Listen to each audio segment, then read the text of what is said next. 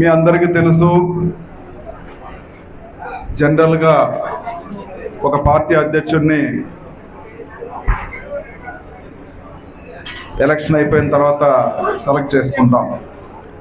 అదే ప్రాసెస్లో మన జీడీనెల్లూరు నియోజకవర్గంలో కూడా మనం బొమ్మి సురేంద్ర అన్న ఆధ్వర్యంలో, అబ్జర్వర్ ఆధ్వర్యంలో సుమారుగా తెల్లారితో 8 గంటలకు స్టార్ట్ అయ్యి నైట్ 12:30 వరకు డిస్కషన్ జరిగింది. అందరినీ మాట్లాడాము, ప్రతి ఒక్కరిని కలుపుకోపోవాలని చెప్పేసి ఎంతో కృషి చేశాం. ఒక 4 మండలం కొద్దిగా సెగ్రిగేట్ చేశాం, ప్రతి ఒక్కరితో మాట్లాడినాం, వాళ్ళు అండర్స్టాండ్ చేసుకున్నారు.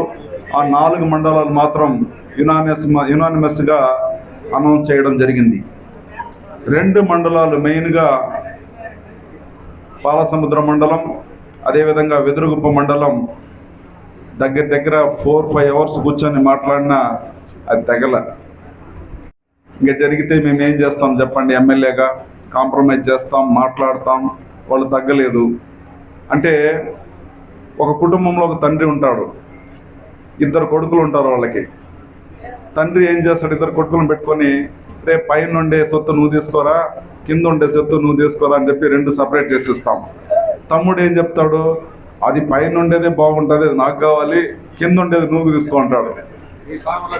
ఇంకా సో ఏం చేస్తాం? కాంప్రమైజ్ కాల. తండ్రి ఎంతో కృషి చేస్తాడు, ఫైనల్గా కాంప్రమైజ్ కాల. తండ్రి ఒక డెసిషన్ తీసుకుంటే చిన్న కొడుకు ఏం చేస్తాడు? తగ్గేదే లేని చెప్పేది వాళ్ళ చిన్న ఆయన పెద్ద ఆయన అందరి దగ్గరికి పోయి నాకు న్యాయం కావాలా, అన్యాయం జరిగిపోయిందని చెప్పేసి అందరి దగ్గర పంచాయతీ పెడతాడు. మళ్ళా తండ్రి ఏం చేస్తాడు? ఆయనకి పైన ఉండే తాత అంటే పైన ఉండే అధిష్టానం దగ్గర నుంచి ఏం చేయాలని అడిగితే మళ్ళా ఇంకొకసారి మీరు కావాలంటే IVRS పెట్టి ఎవరికి వస్తుందో వాళ్ళకి ఇచ్చేయండి అని చెప్పి అధిష్టానం డిసైడ్ చేస్తుంది. అంటే దీని మీనింగ్ ఏంటంటే, కలిసి ఉంటే కలదు సుఖం.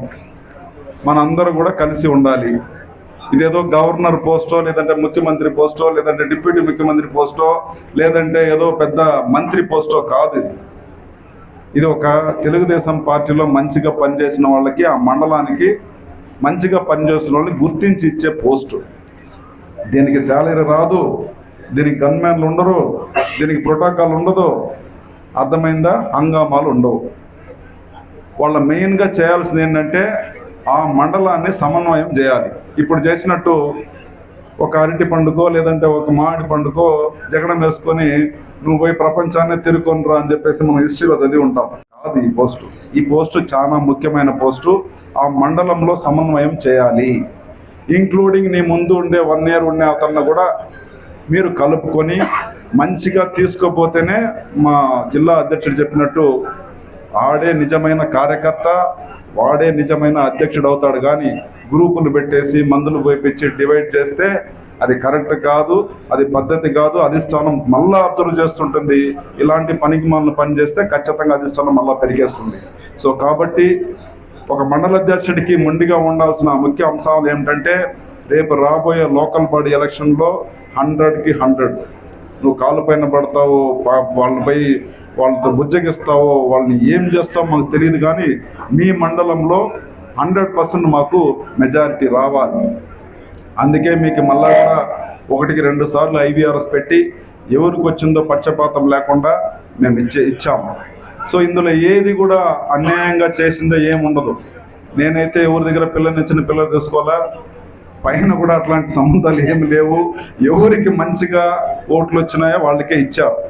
ఓట్లు రానంత మాత్రాన వాళ్ళు ఏం తక్కువేం కాదు. వాళ్ళు కూడా మన పార్టీ వాళ్ళే, మన కోసం పార్టీ కోసం పనిచేసిన వాళ్ళు, 30-40 సంవత్సరాలు జెండా మోసిన వాళ్ళు కూడా మన కోసం తెలుగుదేశం పార్టీ కోసం గట్టిగా పనిచేసిన వాళ్ళు. కాబట్టి ఇదేదో నేను గెలిచిపోయినాను, నువ్వేదో ఓడిపోయినావు అట్లంతా ఏమీ లేదు.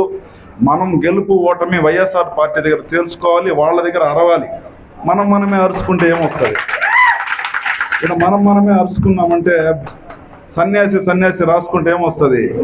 బూడిద రాలుతుంది, వేస్ట్. అది మనం అరవాల్సింది ఎక్కడ?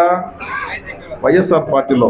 నువ్వు ఇదే అరుపు బూతుల దగ్గర అరిచినావంటే, రేపు వచ్చే లోకల్ బాడీలో అరిచి గెలిపించినావంటే నిజంగా నువ్వు మగోడు బా, మంచి కార్యకర్త, తెలుగుదేశం పార్టీ కోసం చాలా కష్టపడ్డావని చెప్పేసి మేమందరూ కూడా మీకోసం అరుస్తాము. మిమ్మల్ని అందరినీ కూడా మేము పైన పెట్టుకొని మిమ్మల్ని మీకు ఏం కావాలో అవన్నీ చేయిస్తాం. సో కాబట్టి ఈ కొత్తగా ఎన్నికైన ఇద్దరు మండల అధ్యక్షులు ఎక్కడ కూడా ఇబ్బంది లేకుండా అందరినీ కలుపుకుంటూ ఏ విషయంలో కూడా తగ్గకుండా ధీటుగా వైఎస్ఆర్ పార్టీ వాళ్ళకి మీడియాలో కానీ మాట్లాడడంలో కానీ, వాళ్ళు ఏదైనా ఒకటి చెప్తే 4 మనం ఆన్సర్ ఇవ్వడంలో కానీ, అదేవిధంగా విలేకరుని పిలిపించి మీరు ప్రెస్ మీట్ పెట్టడం కానీ, ఎవడైనా ఒకడు ఎక్స్ట్రాల్ చేస్తే వాడిని ఎదిరించడం మనం పనిచేయాలి. కానీ మనం చిన్నదిగా గొడవలు చేసుకోకూడదు. మన పార్టీ అధిష్టానం నిర్ణయించిందే చేస్తాం కాబట్టి డిసిప్లైన్ అన్న పార్టీ. ఇక్కడ ఎమ్మెల్యే అయినా మంత్రి అయినా ఎవరైనా కూడా ముఖ్యమంత్రి చెప్పినట్టే వెళ్ళాలి కాబట్టి, లోకేష్ అన్న గారు చెప్పినట్టే వెళ్ళాలి కాబట్టి అధిష్టానం మేరకే మళ్ళా ఐవీఆర్ఎస్ కాల్ పెట్టించాము. ఐవీఆర్ఎస్ కాల్ పెట్టిస్తే బాలసముద్రంలో వాసునాయుడికి వచ్చింది, అదేవిధంగా వెదురుగుప్ప మండలంలో కిషన్ చంద్కి వచ్చింది. కాబట్టి ఇక్కడ నుంచి వీళ్ళిద్దరూ పార్టీ అధ్యక్షులుగా ఆ మండలాలకి కంటిన్యూ అవుతారు. మీరందరూ కూడా వాళ్ళకి కోఆపరేట్ చేసి ఎలాంటి ఇబ్బంది లేకుండా మీరు తీసుకోపోవాలని చెప్పి మీ అందరిని కూడా కోరుకుంటున్నాము. అదేవిధంగా మండలంలో ఏదైనా పోస్టింగ్ వచ్చినా, మండలంలో ఏదైనా సమస్యలు వచ్చినా మీరు అక్కడ వైఎస్ఆర్ పార్టీతో కుమ్మకవ్వకుండా ప్రతి ఒక్కరు కూడా తెలుగుదేశం పార్టీ కోసం కష్టపడాలని చెప్పి మీ అందరిని కూడా కోరుకుంటున్నాను. ఒక వర్గం పోయి పోలీస్ స్టేషన్లో ఒక విధంగా చెప్పేది, ఇంకొక వర్గం పోయి ఒక విధంగా చెప్తే పోలీస్ స్టేషన్లో ఎస్ఐ కన్ఫ్యూజ్ అయిపోతాడు. సో కాబట్టి ఏకదీటుగా ఒకే నాయకత్వంలో ఆ మండలం వెళ్ళాలి. దానికి అన్ని విధాల ఆ మండల అధ్యక్షులు కృషి చేసి చిన్న ఇబ్బంది ఉంటే కూడా అవన్నీ కూడా కలుపుకొని మంచిగా ఒకే ట్రాక్లో వెళ్ళాలని చెప్పి మీ అందరినీ కూడా సూచనలు ఇస్తున్నాను. అదే మండల అధ్యక్షులు అక్కడ ఏదైనా బిల్లు క్లియర్ కావాలంటే వెళ్ళి బిల్లు క్లియర్ చేయించాలి. ఆ మండలంలో బోరు సమస్య, వాటర్ సమస్య ఏదైనా ఉంటే బోర్ వేయించి వాటర్ కనెక్ట్ చేయించాలి. ఆ మండలంలో ఎక్కడైనా సీవేజ్ వాటరు రోడ్డు పైన ఇంటి పైన పోతుందంటే దానికి కూడా ఎస్టిమేషన్ వేసి దాన్ని అక్కడ ప్రాబ్లం లేకుండా అక్కడ సీవేజ్ కనెక్షన్ ఇప్పించాలి, డ్రైనేజ్ ఫెసిలిటీ చేయించాలి. లేదంటే ఎక్కడైనా కల్వర్టు తెగిపోతుంది, వర్షం వచ్చినప్పుడు స్కూల్ పిల్లలు చాలా ఇబ్బంది పడుతున్నారంటే అక్కడ కూడా వెళ్ళి దాన్ని ఎస్టిమేషన్ వేసి ఎమ్మెల్యేకి ప్రెషర్ వేయించి, కలెక్టర్ దగ్గర ప్రెషర్ వేయించి ఆ మండలాన్ని డెవలప్మెంట్ చేసే దాంట్లో చొరవ తీసుకొని ముఖ్యంగా మండలం డెవలప్మెంట్లో మీరు ఫోకస్ చేయాలని చెప్పేసి కొత్తగా ఎన్నికైన మండల అధ్యక్షులు కూడా మీకు అందరికి కూడా తెలియజేస్తున్నాం. అదేవిధంగా వైఎస్ఆర్ పార్టీ మన ఆల్రెడీ ముఖ్యమంత్రి గారు చెప్పారు, వైఎస్ఆర్ పార్టీని మనం పెంచి పోషించినామంటే పాముకు పాలు పోసి పెంచినట్టే, అది ఏ రోజైనా పాలు దాగి మనల్ని ఖచ్చితంగా కాటేస్తుందని చెప్పి ముఖ్యమంత్రి గారు చెప్పారు. అదేవిధంగా దాన్ని కూడా గుర్తులో పెట్టుకొని ఎక్కడ కూడా వైఎస్ఆర్ పార్టీ వాళ్ళని దగ్గర చేర్చకుండా మంచిగా బ్రహ్మాండంగా మండలంలో పరిపాలన చేయాలని చెప్పి మీ అందరిని కూడా కోరుకుంటున్నాను. మండల అధ్యక్షుడు అనేది పదవి కాదు, ఒక బాధ్యత. మండల అధ్యక్షుడి అనేది ఒక ఏదో పెద్ద సాధించేసినామని కాదు, నీకు ఎక్స్ట్రా బాధ్యత వచ్చింది. రేపు నీళ్ళు రాకపోయినా, రేపు అక్కడ మీ ఇంటి విలేజ్లో డ్రైనేజ్ పోయినా ఫస్ట్ మండల అధ్యక్షుడికే కాల్ చేస్తారు. సో కాబట్టి కొత్తగా ఎన్నికైన మండల అధ్యక్షులు ఆ మండలాల్లో ఫోకస్ చేసి అభివృద్ధి పైన ఫోకస్ చేయాలని చెప్పి మిమ్మల్ని కోరుకుంటున్నాను. ఆ మండలం నుంచి ఎమ్మెల్యేకి నాకు ఏ కాల్ కూడా రాకూడదు. ఏదైనా కూడా మండల అధ్యక్షున ఆడ అన్ని పనులు కూడా జరగాలి. నాకు అక్కడ నుంచి కాల్ వచ్చిందంటే ఆ మండల అధ్యక్షుడు యూస్లెస్ ఫెలో, దేనికి పనికి రాలేదని అర్థం బోల్డ్గా చెప్పగలను. సో కాబట్టి రేపు ఈ రోజు నుంచి బాధ్యత తీసుకున్న మీరందరూ కూడా కొత్తగా తీసుకున్న వాళ్ళు, పాతగా ఉన్న వాళ్ళు కూడా మండలంలో ఫోకస్ చేసి మంచి అభివృద్ధి కార్యక్రమాలు మీరు చేయాలని చెప్పి మీ అందరినీ కోరుకుంటున్నాను.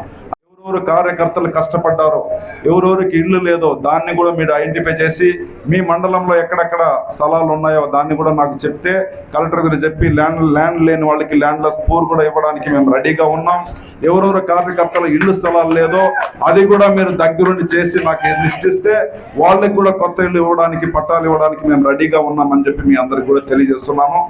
మళ్ళా చెప్తున్నాను, మండల అధ్యక్షుడు అంటే పదవి కాదు, బాధ్యత. సో బాధ్యతాయుతంగా మీరు నడుచుకోవాలని చెప్పి మీ అందరిని కోరుకుంటున్నాము. మనం ఇక్కడిచ్చే ఘోషం, మనం ఇక్కడిచ్చే అరుపులు రేపు లోకల్ బాడీ ఎలక్షన్లో ఇదే విధంగా ఇదే స్ఫూర్తితో మనం ముందుకెళ్ళి మంచిగా మన మండలంలో ఫుల్ మెజారిటీ తీసుకురావాలని చెప్పి కార్యకర్తలందరినీ కూడా ప్రత్యేకంగా నేను కోరుతున్నాను. ఎందుకంటే పోయినసారి మనల్ని మన మనం వెళ్ళి అప్లికేషన్ కూడా ఇవ్వలేకుండా, నామినేషన్ కూడా వేయలేకుండా పోయినాం. తరుముకున్నారు. వాళ్ళే యునానిమస్గా సర్పంచ్ అయినారు, వాళ్ళే యునానిమస్గా జడ్పీటీసీ అయినారు, వాళ్ళే యునానిమస్గా ఎంపీపీ అయినారు. సో అలాంటి దౌర్జన్యం మనం చేయవలసిన అవసరం లేదు. కానీ ప్రజాస్వామ్యంలో మీరందరూ కూడా మాట్లాడి వాళ్ళు చేసిన అరాచకాలను చెప్పి, 1కి 4 సార్లు చెప్పి వాళ్ళందరినీ కూడా మన పైన తిప్పుకొని 100% స్ట్రైక్ రేట్తో రేపు అన్ని పంచాయతీలు, మన పంచాయతీల్లో, పంచాయతీ ఎలక్షన్లో కానీ, ఎంపీపీలో కానీ, జడ్పీపీలో కానీ మనమే ముందుండాలని చెప్పేసి 100% స్ట్రైక్ రేట్ ఇవ్వాలని చెప్పి కొత్తగా ఎన్నికైన వాళ్ళు, అదేవిధంగా మిగతా 4 మండల అధ్యక్షులు కూడా ప్రత్యేకంగా కోరుతున్నాను. ధన్యవాదాలు. చిన్న చిన్న విభేదాలు ఉంటే నష్టం పార్టీకి. అర్థమైందా? జనాలు మనం ఎలా ఉన్నామంటే, నా పర్సనల్ ఈగోలన్నీ కూడా పార్టీకి రుద్దుతున్నాం. పర్సనల్ కార్యక్రమాలు వేరే, పార్టీ కార్యక్రమాలు వేరు. సో పర్సనల్ కార్యక్రమాల ఎజెండాని పార్టీకి రుద్దితే పార్టీ చాలా నష్టపోతుంది. సో కాబట్టి మనం ఈగోలన్నీ వదిలేసి కష్టపడి పనిచేసి లోకల్ బాడీ ఎలక్షన్లో మంచిగా గెలిపిస్తాం. మళ్ళా 2029లో కూడా మీకు వచ్చే ఎలక్షన్లో అందరూ కూడా కలిసికట్టుగా పనిచేసి ఈ స్థానిక నియోజకవర్గాన్ని, జీడినెల్లూరుని వన్ ఆఫ్ ద బెస్ట్ నియోజకవర్గంగా, అదేవిధంగా హైయెస్ట్ మెజార్టీతో గెలిపించడానికి మీరందరూ కూడా కృషి చేయాలని చెప్పేసి మీ అందరిని కోరుతున్నాం. అదేవిధంగా జీడినెల్లూరు నియోజకవర్గం అంటేనే ఇది గెలవదు. ఈ నియోజకవర్గం వైఎస్ఆర్ పార్టీ కంచుకోట. ఇక్కడ ఎవరు కూడా గెలవడు. ఈ పిచ్చోడేంది చంద్రబాబు నాయుడు దగ్గర పోయేసి ఆయన సత్యవేడు ఇస్తాను, లేదంటే నీకు ఎంపీ ఇస్తాను, లేదంటే ఇంకొక నియోజకవర్గం ఇస్తానంటే నేరుగా వచ్చి నాకు జీడినెల్లూరే తీసుకుంటున్నాడు, ఈ పిచ్చోడు గెలవడు అని చెప్పి చాలా మంది కిండలు చేశారు. కానీ మీరందరూ గట్టిగా ప్రయత్నించి ప్రతి ఒక్కరు కూడా బూతుల దగ్గర గట్టిగా నిలుచుకొని మంచిగా ఓటేసినందువల్ల మంచి మెజారిటీతో గెలిచాం. జీడినెల్లూరులో 45,000 ఓట్లతో గత ఎమ్మెల్యే నారాయణ స్వామి గెలిచాడు.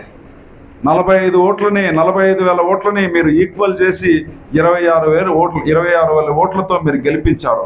అంటే మీరు ప్రభావితం చేసింది ఆల్మోస్ట్గా 65 నుంచి 70,000 ఓట్లు ప్రభావితం చేశారు. అట్లా లెక్కేస్తే చిత్తూరు జిల్లాలోనే హైయెస్ట్ మెజారిటీ జీడినెల్లూరే వస్తుందని చెప్పేసి దానికోసం మీరు కృషి చేసిన ప్రతి ఒక్కరికి కూడా మీకు వందనాలు. అదేవిధంగా ఈ నియోజకవర్గంలో కుతూహలమ్మ గారు మంచిగా పనిచేశారు. ఎక్సలెంట్గా ఈ నియోజకవర్గాన్ని పరిపాలించారు. మంత్రి కూడా అయ్యారు. అదేవిధంగా సభాధ్యక్షులు కూడా ఉన్నారు, డిప్యూటీ స్పీకర్గా కూడా ఉన్నారు. దాని తర్వాత ఈ నియోజకవర్గంలో వేపంజేరి సపరేట్ అయిన తర్వాత గాంధీ అన్న ఎమ్మెల్యే అయ్యాడు. గాంధీ అన్న కూడా ప్రజలతో అందరితో మమేకమై బ్రహ్మాండంగా పరిపాలించారు. గాంధీ అన్న తర్వాత ఇక్కడ లీడర్షిప్ పెద్దగా లేకపోయింది. అప్పుడు అలా వెతుకుతూ ఉంటే ఎవరు ఈ నియోజకవర్గాన్ని మంచిగా చూసుకుంటారని చెప్పి వెతికినప్పుడు చిట్టిబాబు అన్న అందరూ కూడా ఆయన పేరు చెప్తే ఆయనకి ఒక ఛాన్స్ ఇచ్చి ఆ మొత్తం మందిని కూడా ఒకే ట్రాక్లో తీసుకోపోవడానికి అన్నని పిలిచి ఆయనకు కూడా కోఆర్డినేటర్ పోస్ట్ ఇచ్చారు. 2 సంవత్సరాలు కష్టపడ్డాడు, కేసులు పెట్టించుకున్నాడు. అదేవిధంగా చాలా మంది, నాకు తెలిసి జయశంకర్ నాయుడు కూడా సుమారుగా 19 కేసులు పెట్టుకున్నాడు. చిట్టిబాబు అన్న పైన సుమారుగా 16 కేసులు ఉన్నాయి. గుండె పైన ఎర్రచందనం దొంగ కేసు పెట్టారు. ఈ విధంగా ఎంతో దొంగ కేసులు ఏవో పెట్టారు. వీళ్ళంతా కష్టపడ్డారు. సో ఎర్రచందనం ఏమని ఉంటే వాడు తెలియదు, వాడు నల్లగా ఉన్నాడని చెప్పేసి ఎర్రగా ఉండే కేసు పెట్టారు. సో ఇట్లా కార్యకర్తల్ని ఎంత అవమానించారు, ఎంత అణగదొక్కారు. ఫైనల్గా చూసారంటే మ్యారేజ్ కూడా రాకుండా చేసినారు చిట్టిబాబు అన్న. నేను ఎమ్మెల్యే కూడా కాల, ఎర్రచందనం కేసు పెడితే వీడు నల్లగా ఉండడని ఎర్ర కేసు పెట్టినారని చెప్పి నేనే ఫోన్ చేసి దాన్ని, ఎందుకంటే అతను నా దగ్గర ట్రీట్మెంట్ చేసుకుని డెలివరీ చేసుకున్నాను, రేంజర్ ఆఫీసర్, ఆయనకి ఫోన్ చేసి కేసు లేకుండా చేసి, అప్పుడు నేను ఎమ్మెల్యే కూడా కాల. ఎందుకు చెప్తున్నానంటే ఇలాంటి వాళ్ళ త్యాగం వల్లనే ఈ రోజు నేను ఎమ్మెల్యేగా కూర్చోన్నాను. సో ప్రతి ఒక్కరు కూడా కలిసికట్టుగా పనిచేయాలి. ఈవెన్ చిట్టిబాబు అన్ననే మ్యారేజ్ కూడా రాకుండా కొంతమంది వైఎస్ఆర్ పార్టీలో ఉండే ఎక్స్ ఎమ్మెల్యేలు ఇంకా కొంతమంది పేర్లు చెప్తే వాళ్ళు ఏడుస్తారు. నేను చెప్పదలుచుకోలేదు, ఏడుస్తారు వాళ్ళు. నేను ఏదైనా చెప్తే ఈ జిల్లాలో థామస్ తుగ్గుగా తిడతాడని చెప్పి ఏడుస్తారు. కాబట్టి నేను ఏం పేరు తెచ్చుకోలేదు. వాడు ఎవడు కేసు పెట్టాడో వాడికే తెలుసు. సో ఆయన మ్యారేజ్ కూడా రాకుండా ఇబ్బంది పెట్టించారు. ఇవన్నీ ఎందుకు చెప్తున్నానంటే ఇలాంటి చాలా మంది కష్టపడి ఈ పార్టీని ఏకదాటిగా తీసుకొచ్చారు. మనం కొట్టుకోవద్దు, మనం అన్నదమ్ములం, మనం కొట్టుకుంటే వీక్ అయిపోతాం, వైఎస్ఆర్ పార్టీ స్ట్రెంగ్తన్ అయిపోతుంది. 2 సంవత్సరాల్లో మనం బయటికి కూడా రాలా, భయపడ్డాం, రోడ్డు పైకి రాలేదు, వాళ్ళు వస్తే కేసులు పెట్టేది, తరుముకునేది, అన్నీ చేశారు. ఇప్పుడు మన ముఖ్యమంత్రి గారు చాలా సాఫ్ట్, ఆయన చాలా సాఫ్ట్గా ఉన్నాడు కాబట్టి 24 నెలలు కూడా కాల అప్పుడే జై అని చెప్పి బయటకు వస్తున్నారు. మాకు పర్మిషన్ ఇస్తే మేము కూడా ఏం చూపిస్తామో మాకు పైన నుంచి ఆదేశాలు లేదు కాబట్టి, పర్మిషన్ లేదు కాబట్టి అన్నీ కూడా దేనికైనా ముఖ్యమంత్రి గారు చాలా మీరు క్రమశిక్షణ ఉండాలి, ఇది క్రమశిక్షణ పార్టీ అంటారు ముఖ్యమంత్రి గారు. కాబట్టి మేము అంటేనే చేయగట్టుకొని తెలుసుకోవాల్సిన పరిస్థితుల్లో ఉన్నాం. కాబట్టి మేము ఎవరిపైన కేసు పెట్టలేదు, మేము ఎవరిని భయభ్రాంతులు చేయలేదు. మీరు ధర్నా చేసుకుంటారో చేసుకోండి, మీరు ఏమైనా చేసుకోండి, కానీ దానికి ధీటుగా మేము ప్రెస్ మీట్ ఇచ్చి జనాలకు మేము చెప్తామని చెప్పేసి మేము ధీటుగా ఎదుర్కొంటున్నాం. ఒక ప్రెస్ మీట్ ఇస్తే కొంతమంది నాకు అర్థం కాల, ఏమంటే తమిళ్లో ఒకటి చెప్తారు, ఊదరేస్తే లోపల ఉండేవన్నీ బయటకు వస్తాయంట, పేరు తెలుసుకోలేదు, మళ్ళీ దాన్ని ఏదో నన్ను దాంతో పోల్చారు, దీంట్లో పోల్చారు అంటారు. కాబట్టి ఊదరేస్తే అన్ని బయటకు వస్తుందంట. ఒక్క ప్రెస్ మీట్ ఇచ్చి ఊదరేసిన దానికే మొత్తం గుంపులుగా వచ్చేసినాయి. అంటే మన ప్రెస్ మీట్ ఎంత పవర్ఫుల్గా ఉందో చూడండి. ఒక ప్రెస్ మీట్కి ఇంత ఊదరేస్తే ఇంతమంది వస్తే ఇక కంటిన్యూస్గా పెడితే ఎలా ఉంటుందో చూడండి. సో కాబట్టి మనం కష్టపడి పనిచేసిన కార్యకర్తల త్యాగాలు మనం మర్చిపోవద్దు. కష్టపడి ఈ పార్టీని ఇంత దూరం తీసుకొచ్చింది మర్చిపోవద్దు. వాళ్ళు కష్టపడి బేస్మెంట్ వేసి మంచిగా చేస్తే దానిపైన నేను పైన మంచిగా వేసి దాన్ని నీట్గా అద్దాల మేడలాగా చేశాను. అంతేగాని ఈ కష్టం మీరందరూ పడినందువల్లనే ఈరోజు నేను ఎమ్మెల్యేగా ఉన్నాను. ఓవర్ నైట్లో ఎమ్మెల్యే అయిపోలే, ఈజీ కాదు. ఒక మామిడి చెట్టు పెరగాలంటే కూడా మినిమం ఈల్డ్ రావాలంటే 10 సంవత్సరాలు పడతాయి. ఈ పార్టీ కూడా 40 సంవత్సరాలు మీరు కష్టపడి దీన్ని పోషించినారు కాబట్టి ఈరోజు మంచి ఫ్రూట్ వస్తూ ఉంది. ఫ్రూట్ వచ్చేటప్పుడు మనం కొట్టుకోవద్దు, అర్థమైందా? గ్రూపులు వద్దు మనకి. నేను ఒక కిషన్ చంద్ గ్రూపు, నేను ఇంకొక గ్రూపు కాదు. ఈ పక్క వాసనాయుడు గ్రూపు, ఆ పక్క శివ గ్రూపు కాదు. వాళ్ళు మామ మచ్చాన, వాళ్ళిద్దరు బావ మరిది, అంతా ఒకటే. అర్థమైందా? వాళ్ళు ఏం కొట్టుకోరు. ఈ పక్క కూడా కిషన్ చంద్ వచ్చి మురళీమోహన్ని మంచిగా కలుపుకొని, మన అబ్బాయి, మానే పార్టీ పిల్లోడు, మన పార్టీ కోసం కష్టపడ్డాడు. ఎవరికో ఒక అమ్మాయిని ఇద్దరు అడుగుతారు, ఇద్దరు అడిగితే ఎవరికో ఒకరిని పెళ్లి చేయించాలి. ఎమ్మెల్యే వచ్చి ఈయనకే పెళ్లి చేశాడంటే తప్పు కదా, అది చేయలేము అది. సో కాబట్టి ఒకటి డిప్పు దూరం ఎత్తాలి, లేదంటే వేరే ఏదైనా మనం ఈ కులుకులు అంటాం కదా, కులుకుల దూరం ఎత్తాలి, లేదంటే మా భాషలో ఏముంది IVRS కాల్. ఈ IVRS కాల్ ద్వారా సెలెక్ట్ అయినారు. అంతేగాని సెలెక్ట్ అయినోడు పెద్ద తోపని కాదు, సెలెక్ట్ కానోడు పనికిమానోడని కాదు. వాళ్ళంతా మనోళ్లే, మన పార్టీ వాళ్ళే. సో కాబట్టి మీరందరూ కూడా కలిసికట్టుగా, ఇది మంత్రి పదవి కాదు, ఇది డిప్యూటీ ముఖ్యమంత్రి పదవి కాదు, మంత్రి పదవి కాదు, ఇది నార్మల్ మండల అధ్యక్షుడి పదవి. సో కాబట్టి మీరందరూ కూడా అందరినీ కలుపుకొని ఏకతాటిగా తీసుకెళ్ళి పార్టీని స్ట్రెంగ్తన్ చేయాలని చెప్పి మీ అందరిని కూడా కోరుకుంటున్నాం.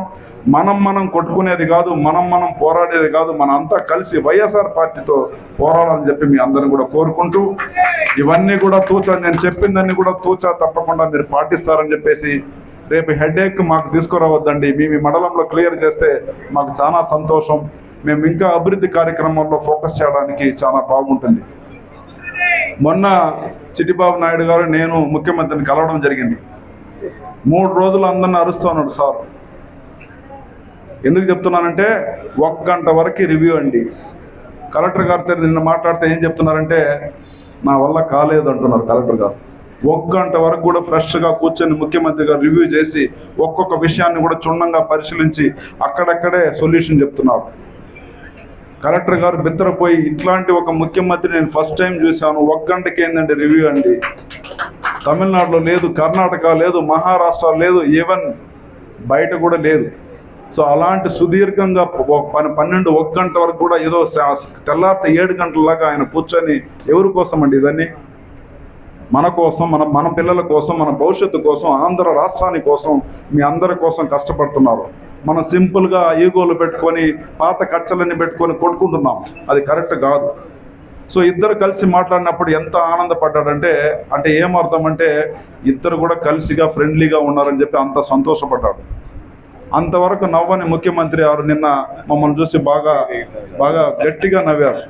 అంటే ఏమర్థం అంటే ఇది ఏం సాంకేతికం అంటే జీడి నెల్లూరులాగా అందరూ కూడా ప్రతి నియోజకవర్గంలో కలిసికట్టుగా తెలుగుదేశం పార్టీని బలోపేతం చేసి వచ్చే స్థానిక ఎన్నికల్లో మంచిగా రానివ్వాలని చెప్పేది సాంకేతికం, వేరేం లేదు. మేమేదో తోపని కాదు. దాని ఇండైరెక్ట్ మీనింగ్ ఏంటంటే ఎక్కడ కూడా డిస్ప్యూట్ ఉండకూడదు, ఎక్కడ కూడా ప్రాబ్లం ఉండకూడదు. అందరూ కలిసికట్టుగా పనిచేసి మంచిగా పార్టీని బలోపేతం చేసి స్థానిక ఎలక్షన్లో కానీ రాబోయే 29 ఎలక్షన్లో మంచిగా పనిచేయాలని చెప్పే సాంకేతికమే.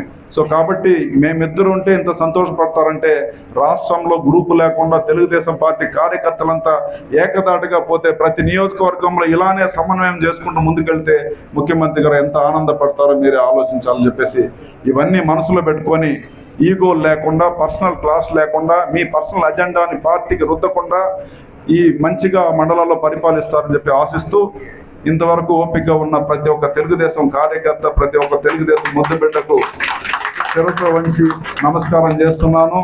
నేను వచ్చింది కొత్తగా వచ్చి ఏదో కారు కొనుక్కోవాలనో, కొత్తగా వచ్చి ఏదో బైక్ కొనుక్కోవాలనో, కొత్తగా వచ్చి ఏదో ఇల్లు కొనుక్కోవాలనో, కొత్తగా వచ్చి వేరేదో కొనుక్కోవాలని లేదు.